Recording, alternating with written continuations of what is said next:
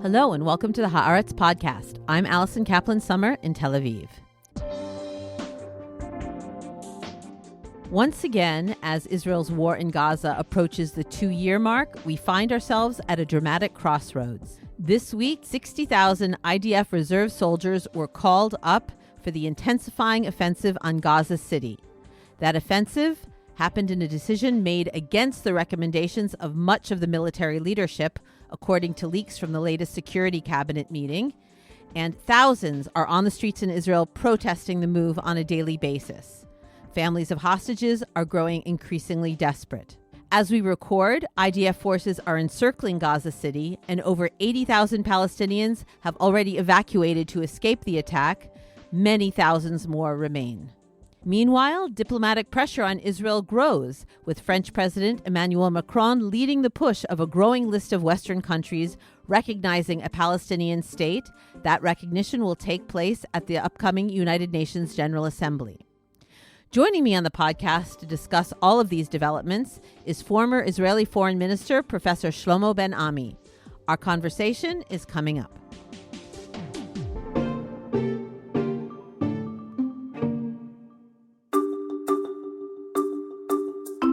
I'm Esther Solomon, Editor-in-Chief of Haaretz English. Around the world, the fight is on to preserve critical and independent media. Haaretz, Israel's oldest newspaper, upholds its long tradition of accurate, committed, and incisive journalism, refusing to bend its reporting to pressure from any government or leader. A digital subscription to Haaretz gives you up-to-the-minute news and analysis in English from journalists who live Israel's reality and are committed to covering the Middle East and its global repercussions. At the same time, your subscription supports the cause of a free press that holds the powerful to account in Israel and around the world. I invite you to become a subscriber to Haaretz now.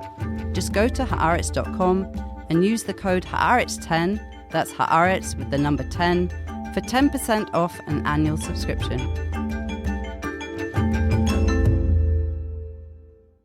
Professor Shlomo Ben-Ami is a historian, former ambassador to Spain, Minister of Public Security, and Minister of Foreign Affairs. He was a member of Israel's delegation to the Madrid Peace Conference and led the negotiations with Palestinians conducted with Prime Minister Ehud Barak at the Camp David Summit. He is co-founder of the Toledo International Center for Peace, where he has been involved in conflict resolution processes around the world. Professor Shlomo Ben-Ami, welcome to the Haaretz podcast. Thank you for having me. Let me start with President Emmanuel Macron's post on X on Wednesday. The French president announced that together with the Crown Prince of Saudi Arabia, he will be co-chairing the conference on the two-state solution in New York on September 22nd, with the objective of rallying the broadest possible international support for the two-state solution, the only way, quote, to meet the legitimate aspirations of both Israelis and Palestinians. Macron added that, quote, no offensive, annexation attempt, or forced displacement of population will derail the momentum we have created with the Crown Prince, momentum that many partners have already joined. Now, as we know, these partners now include Australia, Britain, Canada, most recently Belgium, all of whom have pledged to formally recognize a Palestinian state at this conference during the UN General Assembly. Professor Ben-Ami, what will this event coming up in only a few weeks mean for Israel? How significant do you think it will be? And in your opinion, how should it be handled? The significance lies mainly overwhelming report that the idea is getting once the French and the Saudis came forward and put it as the salvation for the parties, as a way out, as the only solution. The problem is that the formula is utterly irrelevant.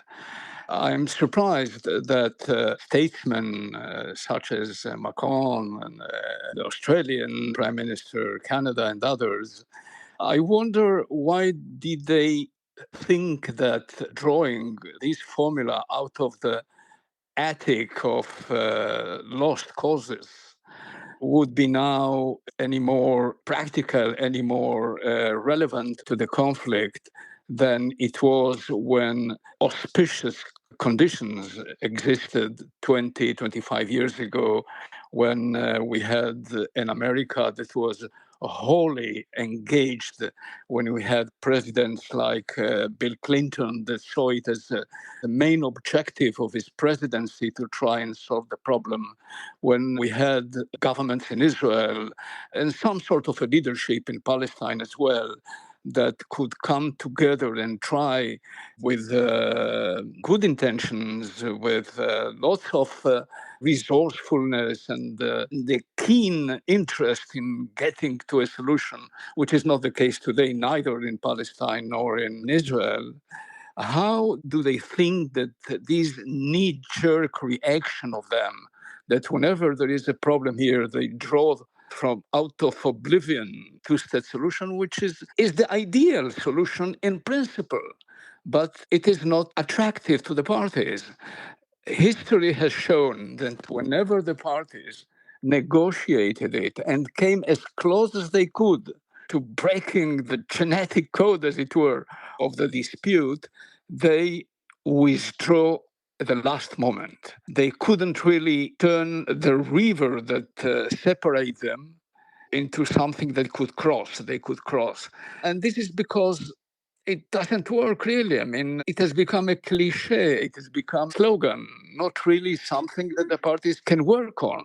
This seems almost like a symbolic gesture to punish Prime Minister Netanyahu and Donald Trump. The European powers seem helpless in their ability to influence anything going on in Gaza. So this is what they're going to do, sort of as a symbolic gesture in order to express their exasperation more than seeing it as an actual practical plan. This is a sign of despair more than practical solution, nor did they offer any conceivable way of getting from the cliche into negotiations and then implementation. They don't really have a roadmap for solving the problems. Once you make the impossible indispensable, don't think that the Palestinians are hilarious, or they have gone through similar situations in the past with lofty promises of peace, of a Palestinian state, and then nothing came out of it. It looks like they won't even be at this conference since the Trump administration is denying and revoking visa from any member of the PLO or Palestinian Authority, including Palestinian President Mahmoud Abbas. To Israel, I think this is not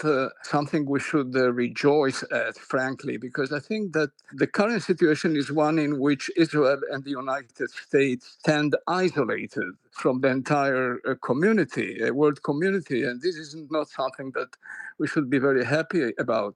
And even in the United States, I mean, everything held in a thin thread because public opinion and at least half of the political class in the United States does not support the position of the president.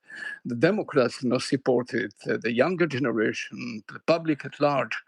Israel's situation in the US has never been as occupying as it is today. I think that that's a real problem. Again, but even so, one cannot see that two-state idea is the one that would redeem the parties. I think that people need to start thinking of other paradigms, other ways to solve the problem.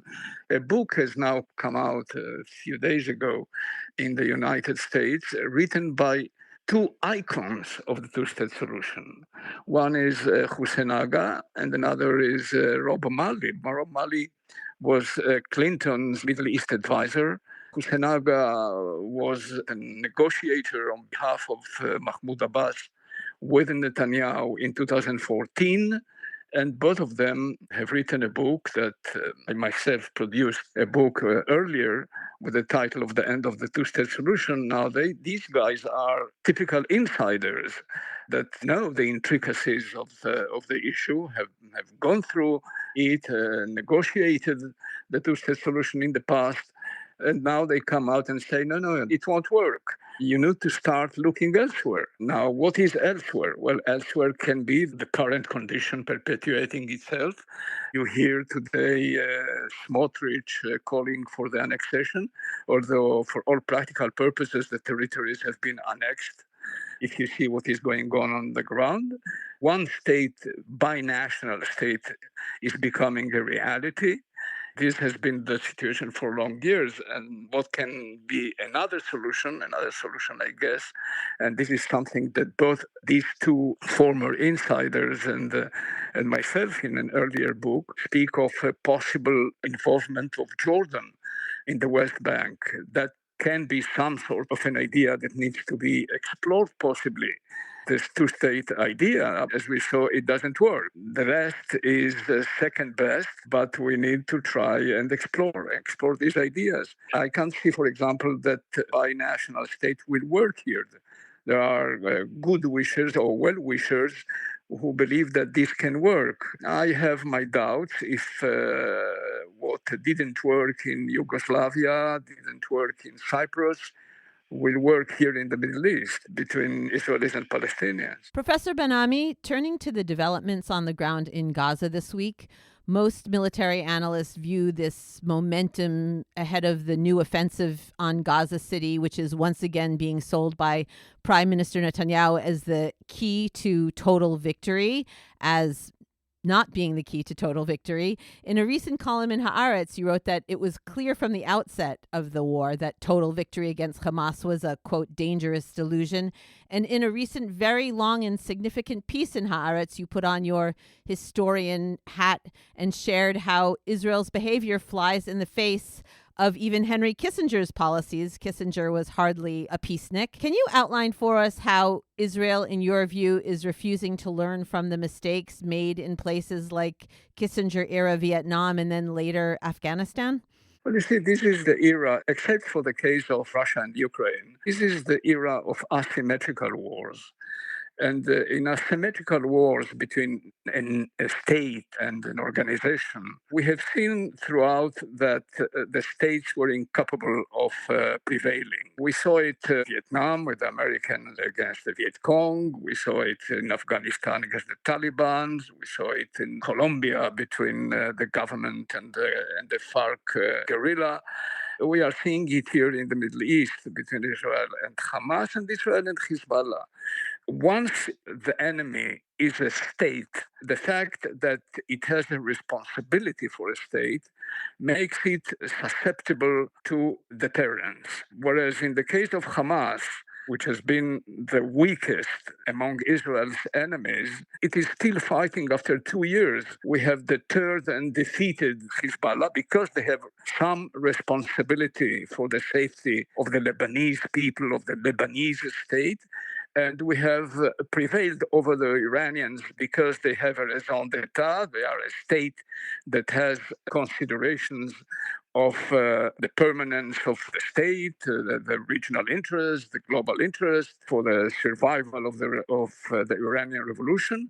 And once you fight an organization like Hamas that doesn't have the responsibility of running a state, then we have seen it all over, that the stronger power cannot really prevail. And even assuming that we win, quotation marks, even if we sort of defeat them, what would remain in the collective memory of the Palestinian nation is the fact that they have forced Israel to a war that lasted more than 2 years. They have gotten Hamas to draw out of oblivion the two-state solution that was practically forgotten before the war.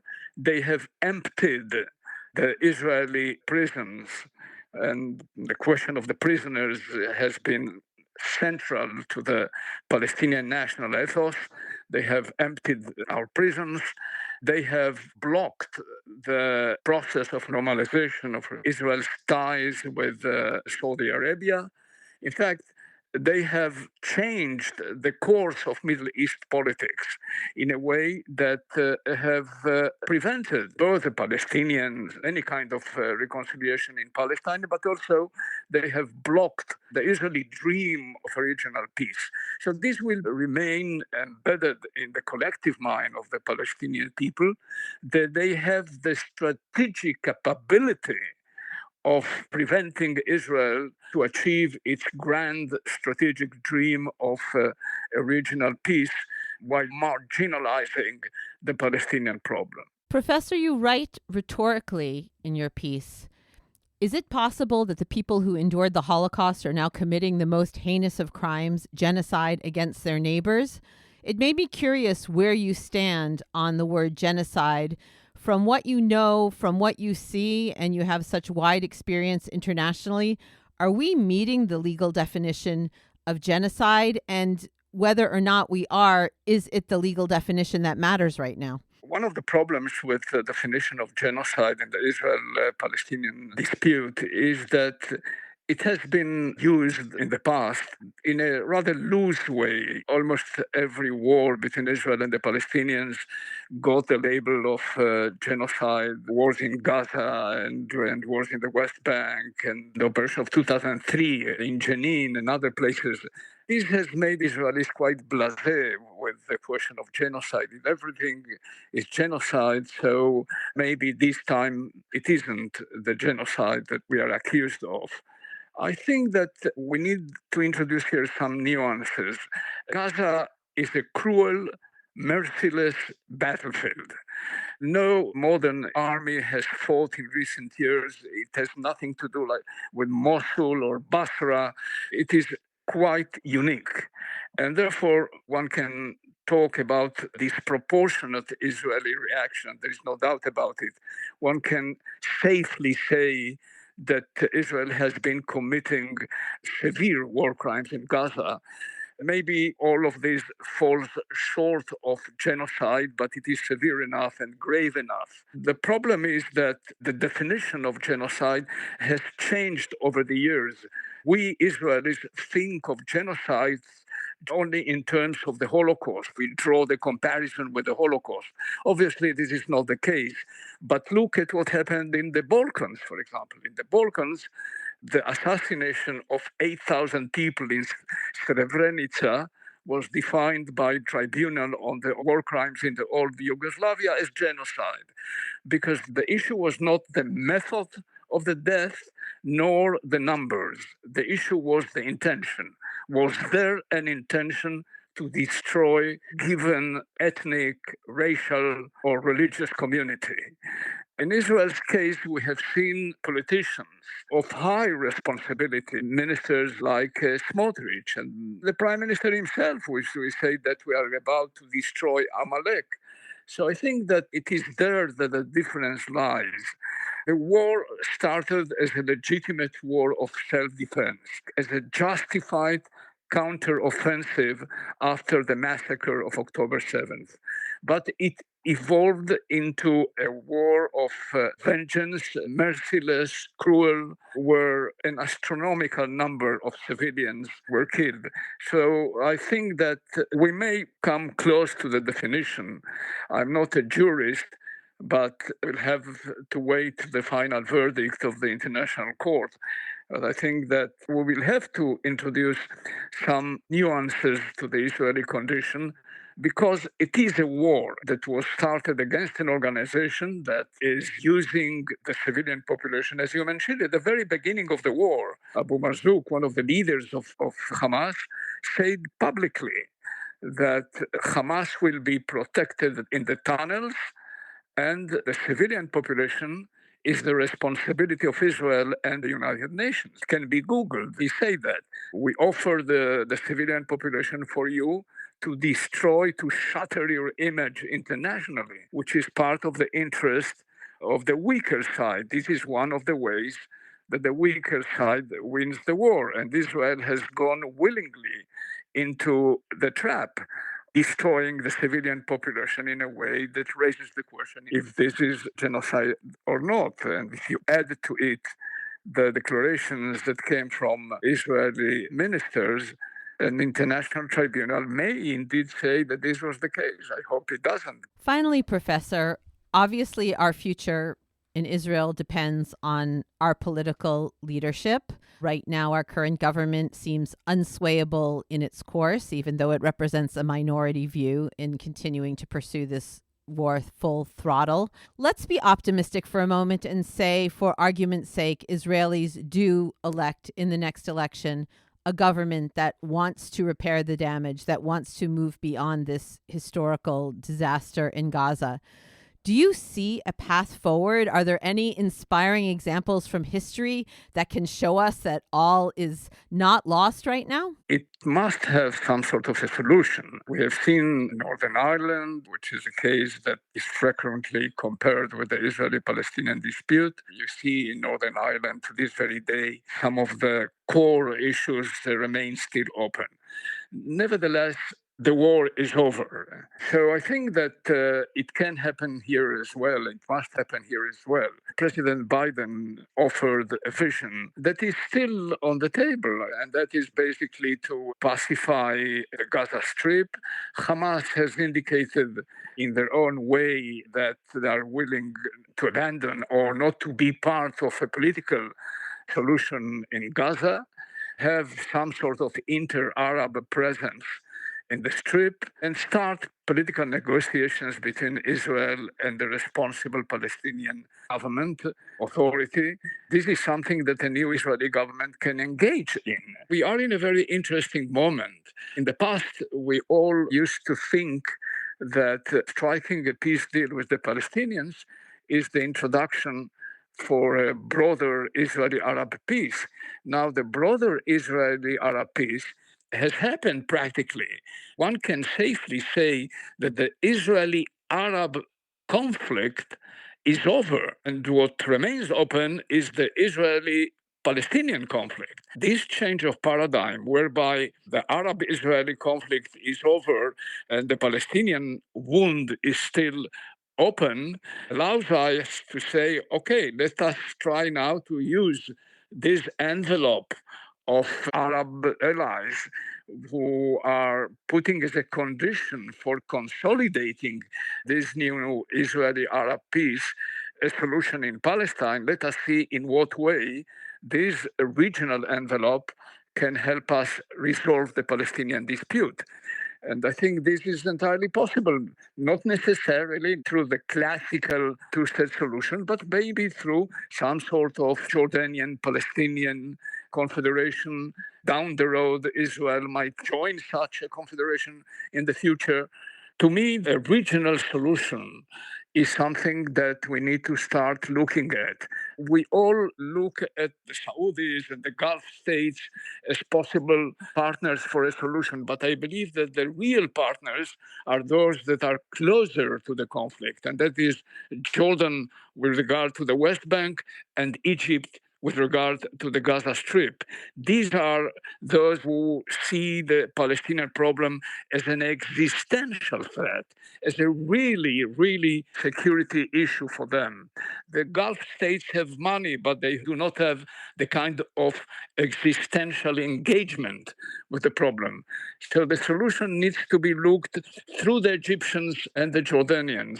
An Israeli government that is open to negotiations and an international community that abandons the fixation with a two-state solution may perhaps help in resolving the problem in that way. If you ask today Palestinian in the West Bank, in Jenin, in Nablus, wherever throughout the West Bank, what is more important to you? Palestinian independent state or the end of occupation? I would think that we will say the end of occupation. It doesn't have necessarily to be expressed through the classical state that we negotiated in the 1990s and the early millennium. Professor Shlomo Ben-Ami, thank you so much. We will cling to that ray of hope you offered in your last answer. And thank you very much for coming on the podcast and your really, really fascinating column that you published in Haaretz. And that's it for this episode of the Haaretz podcast. Thanks to my guest, Professor Shlomo Ben-Ami, and to producer Dan Brumer and editor Maya Ben-Nissan. If you'd like to continue to listen to our podcast and make sure that you never miss an episode, please subscribe to us on Apple, Spotify, or wherever you get your podcasts. And please leave us a 5-star rating so more people can find us. And to keep up with all the latest news on Israel, the Middle East, and the Jewish world, don't forget to subscribe and follow Haaretz.com. I'm Alison Kaplan-Summer, and until next time, shalom from Tel Aviv.